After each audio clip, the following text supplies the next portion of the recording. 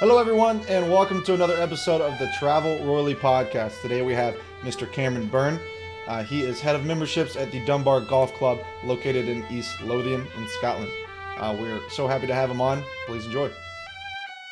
Hello, everyone, and welcome to another edition of the Travel Royally podcast. Today, it's our pleasure to welcome to the Travel Royally podcast Cameron Byrne of Dunbar Golf Club in Scotland, and actually, specifically, it's in East Lothian. Before I fully introduce you to Cameron, let me introduce you to the Dunbar Golf Club. It's located in the golf-rich area of East Lothian, and this area is known as Scotland's Gulf Coast. And from Old Musselburgh all the way out to Dunbar, there are 20 links or so that dot this rugged shoreline, and you could literally play every day for 3 weeks and not play the same course twice. So at Dunbar, golf's been played on that land since the early 17th century, but the club itself wasn't founded until 1856, making Dunbar one of the oldest golf clubs in the world. It was originally laid out as a 15-hole track, and it wasn't, extended until to 18 holes until 1894, when old Tom Morris was called in to lengthen the course. Now, Cameron Byrne is a keen golfer, and he's responsible for membership services at Dunbar. He is South African, but has been at Dunbar for more than 5 years, and I met him a year ago at the Scottish Golf Tourism Week event in St. Andrews. Cameron, welcome to the Travel Royally podcast. Jeff, thank you for having me. I hope that was a reasonable introduction for you. I think you've done very well, Jeff. Thank you. Well, it really is good to see you again. Our trip last year to Dunbar was a bright spot. And as I said before we went on the air, we've got some clients coming your way this year that we're excited about. But let's talk about you for a minute. Let's start at the beginning. How did you come to golf in the first place? Well, I'd like to think golf came to me, but I come from a very active golfing family. Both mom, both dad played, through their careers. So pretty much, Jeff, as soon as I could stand, grip a golf club, I was swinging away. Yeah. I was very active in my junior years in South Africa, playing on the South African amateur circuit, playing through high school level competitively. So yeah, golf has been an absolute passion of mine all my years. So that's kind of how golf came to me. So it was a family affair, so to speak. Absolutely. My mom's very, very active. So my home course is in Durban. It's Kloof Country Club. Funny fact, Sergio Garcia's caddy is a member of Kloof Country Club. Cool. So I was very active as a junior and then eventually an adult through the club. But both mom and dad were very active with my home course. And yeah, that just sparked my love of the game. Well, Dunbar's a long way from South Africa. How did you get to Dunbar? Now, that's a real story, to be fair, Jeff. I'd probably have to backtrack a little bit. So I'll start after high school. So I joined a golf academy based in South Africa at that time. We played out of estate called Mount Edgecombe, which had 2 championship golf courses. Right. I studied through that year at the same time as competing very competitively, again on the South African amateur circuit across the country. End of that year, it led me to reevaluate things. I actually went on then to further my studying. So I did a 4-year degree in Rhodes University, which is in Grahamstown. That's on the Eastern Cape of South Africa. I ended up graduating with a Bachelor of Commerce with Economics Honours. At that point in my life, I was still very active with university golf. We were competing against all the top universities in South Africa. And then I bridged over to the UK. Again, keeping with, I can only say, as active as I could be with golf. But I ended up in London, and I was in the corporate world for a little bit, Jeff, in cybersecurity, funny enough. My offices were based in Moorgate in London, and one of the offices in the Gherkin, if you know the Gherkin in London. Yeah. After a few years of slugging it out in London, I decided to, again, bridge back into the golf industry. That's where my passions have lied. And now bringing a bit of, the studying, a bit of the corporate aspect to it. My pursuit then lay towards pursuing golf club management. So at that point in time, I reached out to some UK-based courses, and Dunbar happened to be one of them. How lucky am I? Because Dunbar had everything I was looking for, reputationally, absolutely out there. The growth perspective for me, pursuing golf club management, was right at home. And, starting here in early 2019, I found Dunbar, the community, incredibly welcoming. And Excellent. from a traditional Scottish links course, Dunbar certainly ranks as one of the best. Excellent. So there we go. That's how I ended up in. That was a Dunbar. very brief story there. Just before you go on, I also found it weird how fate happens. So Durban is the city I'm originally from, Jeff. And if you think of Dunbar as an anagrammer, it has the very same lettering. I didn't think of that, but that's surprising. Yeah, very prophetic in a way, I suppose. Things have. Now, I've got a question about South Africa. I'm wondering, Yeah. Such a beautiful country, why does it produce so few good golfers? I'm kidding. No, well, I was just about to say, I mean, we've got the golfers, Jeff. I was a passionate Ernie Els, Retief Goosen fan growing up. Oh, Louis Oosthuizen, now Eric van Rooyen. We've had Tristan Lawrence come through to play Dunbar. We've had Xander Lombard recently come play Dunbar. Yeah. So South African golf is up. Absolutely. Yeah, it's amazing. Ernie Els is one of every one of those players that you mentioned are just amazing players. And you forgot to mention Gary Player, who is probably the best South African golfer and, just an amazing ambassador for the game. Absolutely. Well, for people who are unfamiliar with the part of Scotland that you're in, tell them where Dunbar is located. So Dunbar's located, as you mentioned, Jeff, in East Lothian, commonly coined Scotland's Gulf Coast. We're ideally located here in Dunbar. So we're just south of Edinburgh from, Edinburgh Airport, from Edinburgh City Centre. You're looking at maybe half an hour to 45 minutes. The beauty about Dunbar is we're, located right next to the A1, which is the main dual carriageway in and out. Also, again, if you're thinking of courses as bases like North Berwick, Gillin, we're a stone throw away. We're about a 20-minute drive, if that. Right. So, yeah, if you think of the East Lothian coast and you look at the map, the further inland you go, the windier it gets. Again, A1 straight down to Dunbar is an absolute beauty. Again, if you're doing a bit more of a touristy aspect in Edinburgh, as you mentioned, could be whiskey tasting or shopping, soaking up some of that Scottish culture. You can still nip down the A1 straight to Dunbar. Yeah. So it's got that. That's a big deal because if you're going to some of the other courses, you're taking back roads. It's faster to get there. And would you say, or would I be correct in saying that of the string of pearls of golf courses that you're the last one on the string along that coast? I don't think there's any more for a while past you, correct?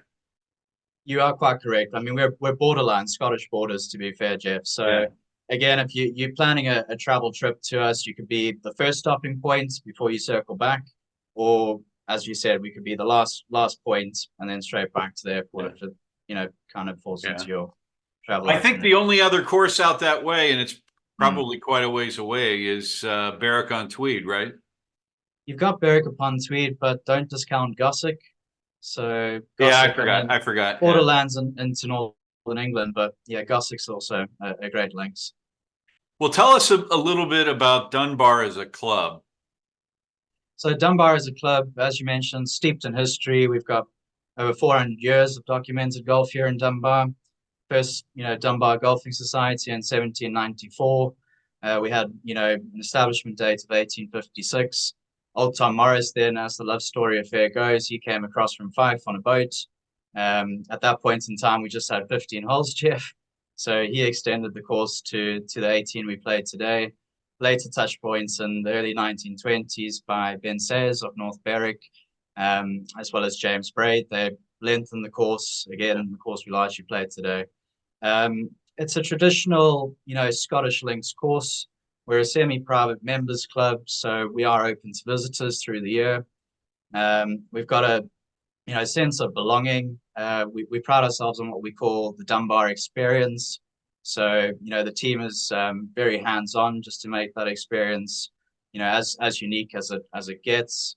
But yeah, you'll find a very warm welcoming, a very warm reception. If you bump into some of our members, you'll find them, sincere. Yeah, absolutely.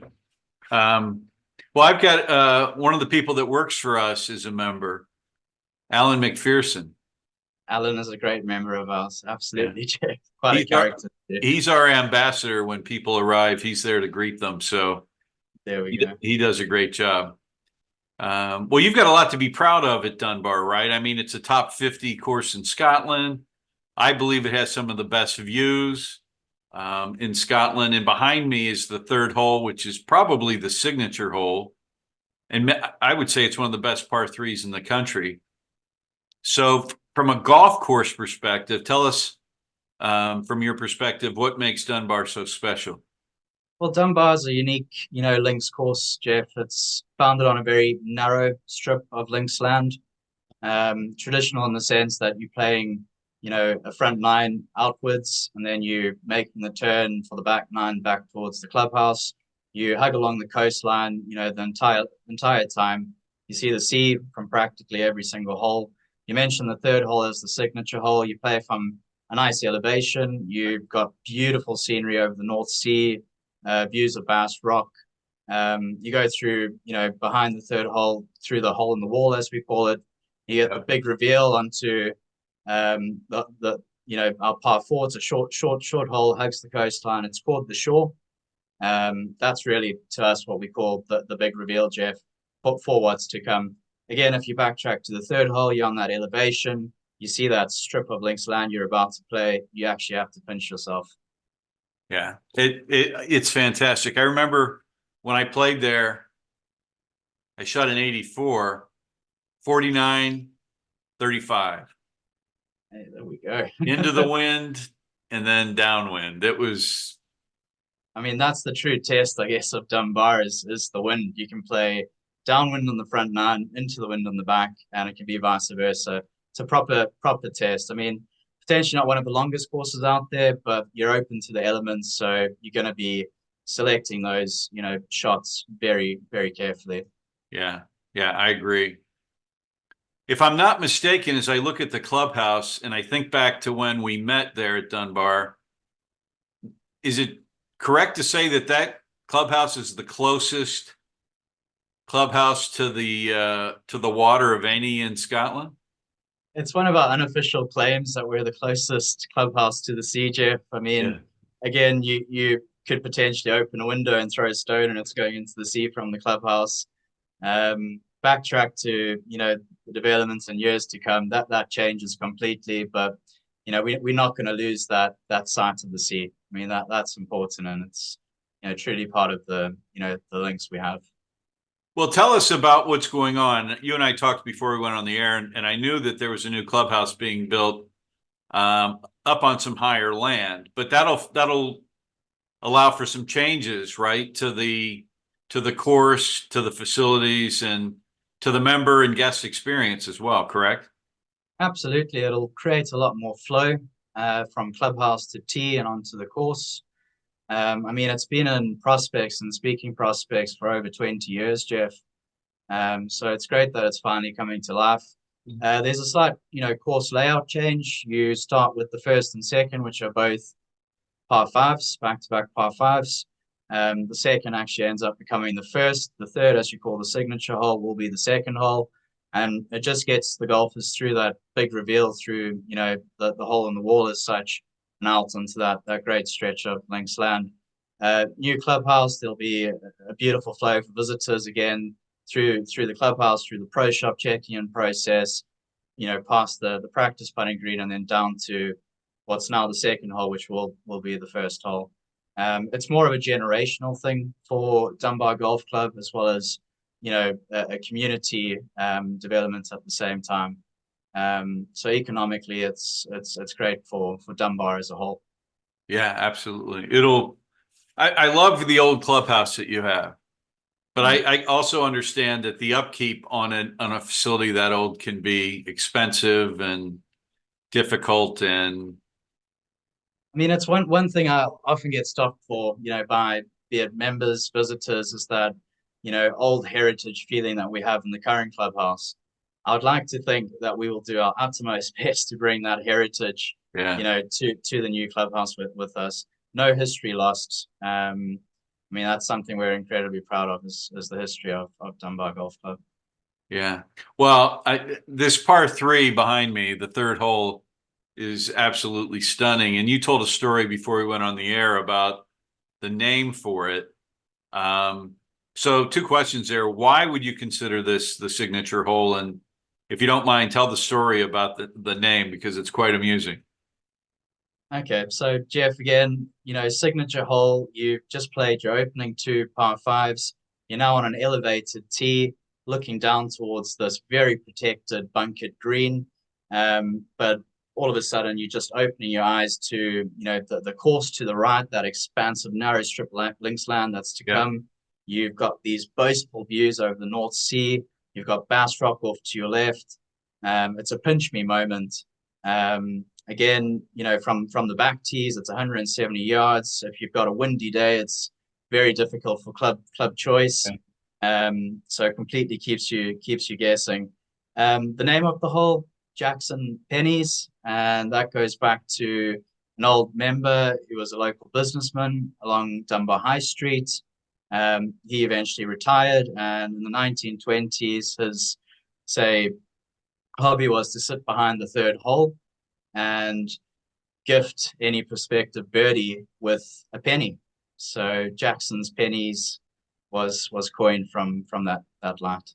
Well, and pennies back then were worth more than they are today. It was probably like 2 pounds or something, right? I mean, it wasn't. Yeah, I think, he definitely had deep pockets. He was a good businessman.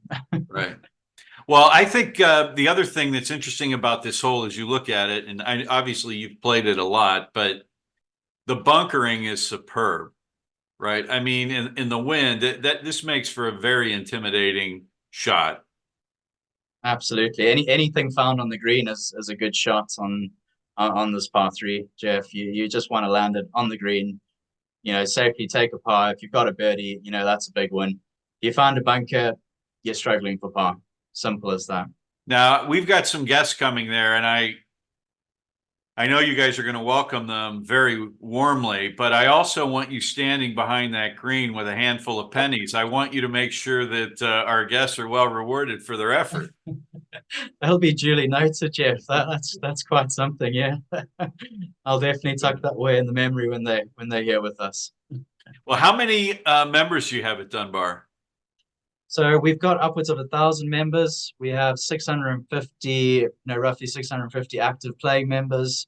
You bridge in our social memberships, our junior memberships, our overseas memberships, a couple other categories, non-playing affiliate memberships, and you get towards that top figure of near 1,000 members. Yeah. And how many visitor rounds do you get a year? I mean, I'd say anywhere between 5,000 to 5,500 annual visitor rounds, Jeff. Yeah. As any golf club goes, you've got members to look after, you've got your visitors to look after. So it's a fine tee sheet, management or balance that has to factor in there. Yeah, I fully get that.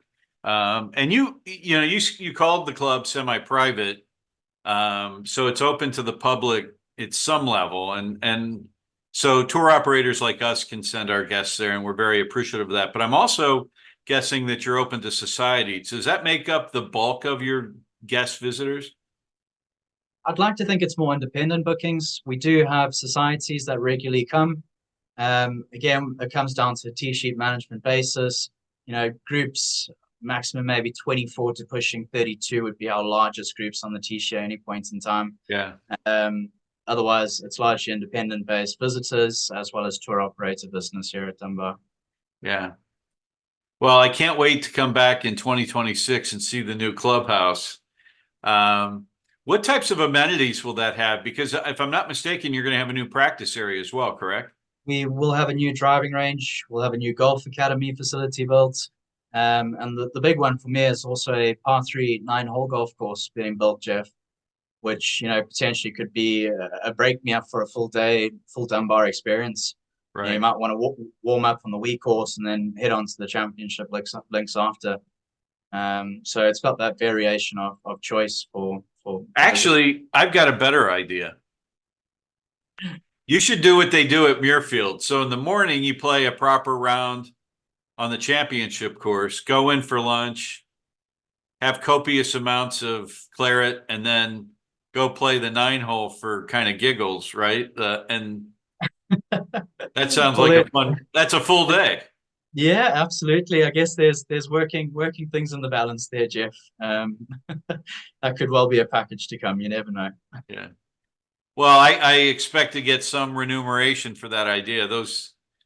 These pearls I'm dropping on you aren't free. No, I'm kidding.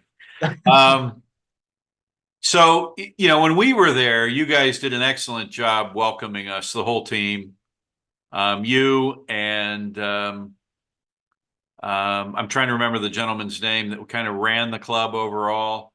So Jackie Montgomery is our director of golf, Jeff. He heads up the operations here at Dunbar. Yeah, Jackie's a wonderful guy. And then you've got the pro, as I recall, he played cack-handed, correct? Yep. So we have cack-handed pro Paul O'Reilly. He's been absolutely amazing on that front. He even ended up bringing Eric Anders Lang to Dunbar. And Eric deemed us the Pebble Beach of Scotland at that point in time. So he's got some flair. He still works with us occasionally. He's very competitive on the golf tour scene. But yeah, he's a great addition to the team. Absolutely. Yeah. Well, as I said, we were welcomed very warmly. If you would tell our listeners when they come to Dunbar, what kind of welcome they can expect. They'll expect the Dunbar experience. We pride ourselves fairly seriously on our service excellence. So that they'll be greeted by a member of staff. They'll come into the clubhouse. The catering team will be there for them. Check in with the pro shop. There'll be a warm welcoming. Any questions? I'd like to think we've already given the information there prior to the visit as well as when they're there. We've recently achieved 2 years in a row now at the 59 Club Gold Award, which is equivalent of the golf industry service Oscars, as you might want to call them. Yeah. Okay. So any prospective client from your side, Jeff, any independent traveler is going to be looked after. They're going to get that full Dunbar experience. They're going to leave with fond memories to come and hopefully repeat visits. Yeah, I hope so. I truly hope so. Now, East Lothian is, and particularly Dunbar, as you mentioned, is very close off the A1 to Edinburgh. But in general, what do you recommend that visitors do off the course in that part of Scotland? Again, like we've got loads to do. If you even just looked at Dunbar in itself, we've got a lot of history along the high street, and this might be a bit more for our American clientele, but it's the birthplace of John Muir. So we've got the John Muir Museum there on the high street you can visit. We've got the harbours, which are fairly unique, an old castle ruin which Queen Mary of Scots originally was staying in her exile. We've got shops along the high street. We've also got I often will say to people, go to a traditional Scottish pub. We've got the Volunteer Arms, and then right next to it we've got the Creel, which is a beautiful Scottish cuisine experience. Yeah. We've got Belhaven Brewery, which was one of the oldest standing breweries in Scotland. Again, if you're traveling down or maybe back up the A1 back to Edinburgh, if you're staying there, you've got Glenkinchie Distillery for whiskey tours. Johnny Walker brand. So there's a variation of things to do in Dunbar itself, as well as up and down the coast, really, Jeff. Well, I love the idea of I'm glad that you brought up Belhaven, because Belhaven Best is a treat, and you're making my mouth water now thinking about that. I'm wishing I was having a Belhaven Best with you right now in the clubhouse. That beautiful smooth taste with a lovely creamy head. Absolutely brilliant pint. Now, you brought up Mary Queen of Scots in her exile. Is it true that or my recollection was that she was exiled because she was accused of playing golf too soon after the death of her husband. Isn't that correct? I wouldn't probably say that. I'm pretty certain it had to do with basically like marriage perspectives and whatnot, Jeff. But again, yeah, she I was know she got exiled in a lot from of trouble Dunbar for for a playing time. golf too soon after her husband died. Like I'm she didn't pretty give the certain proper you're quite amount right of there. warning, right? Yeah, she was, I guess, in her heyday, quite the character. Well, there's a lot of great history there, and I hope that all of our guests take advantage of that. Okay, so we talked about a lot of the courses. Well, we didn't talk about them by name, but there are, by my count, roughly 20 between Old Musselburgh and Dunbar. Which ones are your favorites? What courses would you recommend our guests check out? I mean, the big one's always going to come to life. You've got Gullen, you've got North Berwick, you've got Muirfield, you've got the Glen, you've got Coast Craigie Law. So those kind of like pick, my love Yeah, for the coast. Again, there's other ones that you might struggle to get onto, to be fair, but yeah, the Musselburghs are also great. You know, steeped in history in themselves. But really, if you're looking at Dunbar as maybe a golfing trip, golfing week, I would tie together Gullen, North Berwick, and Muirfield as your potential big four on tour. yeah. Well, I'll tell you, I like Kilspindie, and it reminds me of Dunbar. I mean, the quaint old clubhouse and the people are so friendly there. And I know that it's a short course, but everyone that we send there just loves it. The same with Dunbar, but those two stand out as kind of unique, if you will, in the welcome that you get, and the clubhouses are just amazing. So if you want to experience the clubhouse at Dunbar, get there before 2026, I suppose. Yeah, again, we'll take that traditional Scottish heritage with us, Jeff. Absolutely, and that Scottish welcome, that hospitality, that won't be lost. Yeah. But Coast is great. Again, if you're a hickory golfer, Coast great for that. That's for certain. They have the World Championship, Hickory Championships often played at Coast. Yeah. And we've had them here at Dunbar. So Yeah. Excellent. again, two great courses for that, unique Scottish experience. Right. Well, you didn't you were naming off some courses and you left a couple off. Well, you said they're hard to get on. I think you're speaking of, well, Muirfield and Renaissance are difficult to get on. But you've got two courses at Archerfield. You've got three at Gullen. You've also got Loughness New and Longnidree. I Yep. mean, there's just more golf than you can imagine in that part of the world. And it's all great golf. You've played all of them. And I know you'd be happy to play any one of them with your mates, and just have a wonderful day at any one of those. Absolutely, Jeff. I really couldn't say much more, to be fair. Yeah. Yeah. Well, I know that Dunbar must be your favorite course in Scotland, but what would be your second favorite course in Scotland? Well, I had the unique opportunity to play Muirfield for the first time at the end of last year, and as the course goes, that was as perfect as it got, to be fair. Yeah. I mean, just a great challenge. Again, the guess making on every shot, just you really have to play course management there to get around properly with a good score. Yeah. So I love playing Muirfield for the first time last year, and they've got a great team too. Yeah. Did you have the lunch? Yeah, we had the lunch, we had the carvery. It was quite fantastic. Isn't that Definitely amazing? left with a full heart and a happy stomach. That's true. Very well put. The only place that compares to that in my mind is Royal St. George's. They do a very similar lunch, although they don't bookend it with golf like they do at Muirfield. And by coincidence, this morning, well, yesterday I reached out to Muirfield. I've got a prospective client for next year in July, and I thought there's no way we're getting a tee time. And they got back to me and said, we've got 11:40 for you on Tuesday, July 1st. And I'm like, I mean, I couldn't say yes fast enough. And I'll tell you the other thing, it's going to help seal the deal with this client.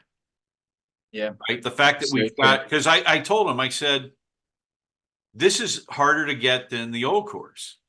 I Yeah, mean, it's your they golden, allow golden. like 16 players a day on Tuesdays and Thursdays. That's You it. add up the number of weeks that they're open, it's like 700 players a year are going to get to play there.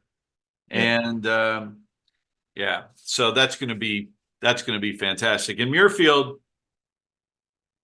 it's an amazing course because none of the holes all go in different directions, right? So it's not down and back. It's which makes it challenging even for the pros when you don't know, you're not 100% sure where the wind's coming in. It's always an amazing nick. yeah. It's No, a the conditioning was amazing. Absolutely, the yeah, conditioning was amazing. I mean, every tee, you also like, as you mentioned, you're on the tee. I'm pinching up grass, and I just want to see, where's that wind going? Because yeah. you're just back and forwards, back and forwards. Yeah. I remember the first time I played there, and this would have been like 1998, and I hit a shot. I don't remember exactly what hole, but the way I describe it, you'll not be able to tell which one it was, but it was um, there was a high mound on the right of the green, and my ball hit on that mound and kicked towards the flag, and it was like this far away, and that's when I knew that I loved. Well, it was very early on. I'm like, that's what links golf is all about, because it could have just as easily got hung up in the tall grass. It was just, Yeah, several feet away. Links golf, you take the good with the bad, and it's like life. You don't know what's going to happen. The day could turn out great. It could turn out rough, but it's kind of like links golf. absolutely. Yeah. Well, I know you've played all over South Africa and you've played around Scotland. Obviously, you've played around London. What course would you most like to play in the world that you haven't played yet? I would probably have to say Augusta National, Jeff, and not just saying that with the Masters upcoming, but that would certainly be, no, that would be an experience next level, to be fair. So Yeah. probably put it to Augusta. Yeah, I don't I don't disagree. That's um very few people in the States ever get the chance to play there. I mean, I can count on one hand the number of people I know who played there, and I live in Atlanta, Yeah, right? I mean, I do know one member, um, but there hasn't been a invitation forthcoming, so I'm going to have to buy him a better Christmas present next year, I suppose. yeah, absolutely. Yeah. Yeah. Well, I've got one last question for you, and that is, when you think about our business, most of our clients are coming over for the first time. They've never played links golf. So we're taking people who traditionally go to North American golf vacations or on North American golf vacations. They go to Pinehurst or Stream Song or Hilton Head or Bandon Dunes or Pebble Beach, wherever. We've got a lot of choice. So we're converting those to people that want to try links golf. So what advice do you have for people coming over for the first time that are going to play links golf? Broaden your horizon, Jeff, would probably be my advice. Don't just lump yourselves into St Andrews. I mean, of course, try get your golf there, but broaden your horizon. You tend to come over for at least a week or two. You've got good connections again through Edinburgh City, and then down to the East Lothian coast. Broaden your horizon. There's so many other courses out there in Scotland. You've got hidden gems. Ourselves, we used to, I say, be a hidden links course. That reputation has now grown. Absolutely. So my advice again is just broaden your horizon. Try get your top tier course, your number one course that you might want to play. But then look to that cultural experience that Scotland has to offer. There's so many unique links courses along the Scotland's Gulf Coast that you can play. you'll enjoy. You'll get the same experience. Again, travel time and everything factors in, and you're well done. Yeah. For travel time. So broaden your horizon. Simply that. Yeah, I couldn't agree more. When I first started going over there, the demand for links golf wasn't nearly what it is today. So over the last 30 years, it's grown dramatically. And that's benefited all those courses along the coast, right? I mean, Yeah. no one would have thought of Kilspindie 30 years ago, or Dunbar, or even North Berwick, which has come up tremendously, or Gullen. People went there to play Muirfield. And there are lots of courses, many courses all over Scotland. So the golf boom has really benefited everyone.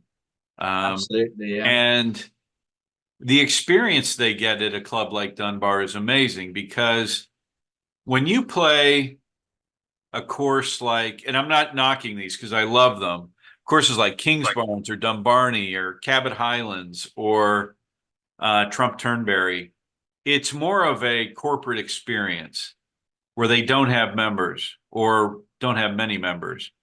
What you get at the Kilspindies and the Dunbars and the North Berwick's and the Gullens are members clubs, right? Absolutely. Clubs that we could become members of. Clubs that you get, if it's a two ball, you'll play with members in all likelihood, or you could request to play with members. Yeah, It's a we'll whole often different experience, right? Yeah, it's that atmosphere. When you walk into a clubhouse and you see this busy buzz, this busy hive, it backtracks from those corporate clubs. You've got this, love and passion for golf, and a lot of people grew up in those, golf clubs with that atmosphere. And yeah, our members are active members of the club, and you're bound to play and bump into a member or two a day here at Dunbar. Yeah. So it really leads into itself. Again, creates that experience away from the corporate side of things. Yeah. If anyone's listening from any of those clubs, it's not meant to demean those clubs. I love those courses. No, And especially like Dumbarnie, you mentioned, great course. I mean, all of them have their, unique selling points as such, but all great courses too. Definitely wouldn't want to knock them. Right. I think, I think what's interesting too, Cameron, is the thought that when you go to Muirfield, it's a very formal experience. You show up in a jacket and tie, you eat in a jacket and tie. It's more formal. And I love that. Yeah. I love that experience. I also like the informality of Dunbar, right? Where there's not the there's not the formality. There was a word I was going to use, but it would have been derogatory to Muirfield. And I respect Muirfield. I love Muirfield. But it's kind of like the difference between different types of fish that you might eat or different types of steak that you might eat. It's a different experience, and Dunbar is worth going to. It's just a wonderful day on the links. There's no other way to look at it. Yeah, it's almost like you feel part of a family when you come through to Dunbar. There's no need for that overly, formal, aspect to it. You come, you're essentially deemed a member for the day, and we'll look after you. You're here to de-stress. You're just here to enjoy your day, your Dunbar experience, and all that the Dunbar Links has to offer. That almost a community type of feel to it. Yeah, and it's probably a third the cost of Muirfield. Again, I'm not knocking the cost of Muirfield, but Muirfield's a wonderful experience. But I think it goes to the diversity that you have in courses along the coast. Scotland's Gulf Coast. You've got a lot of diversity in the courses and the clubs and the different experiences. And I know that at Dunbar, you guys have gone way out of your way to make sure that all of our guests have an amazing experience. And I can tell you, we're very grateful for that. It's one of the reasons we're going to continue to send our guests your way. That's great to hear, Jeff. Again, our members enjoy, seeing some of the visitor faces, meeting some of these different people. I'll go back from more of a office point of view, it becomes a very fine balance being such a popular club through, the spring and summer period, especially. But if you get it right, you get it right, and everybody's happy at the end of the day, and it gels so well together. Yeah, that's Proud, wonderful. proud, yeah, proud to be a part of Dunbar. Honestly, it's amazing club. Highly recommended to play. Yeah, well, so do I. Well, Cameron, it's been a pleasure having you on the Travel Royally podcast. I'm very grateful for the time that you've given us today, and I look forward to seeing you again soon. Jeff, again, I know it took a lot of doing to get us here today, but thank you ever so much for having me on. And yeah, anyone wanting to play Dunbar Golf Club, give us a shout. We'll do our best to get you on. Well, they'll give me a shot, and then I'll give you a shot.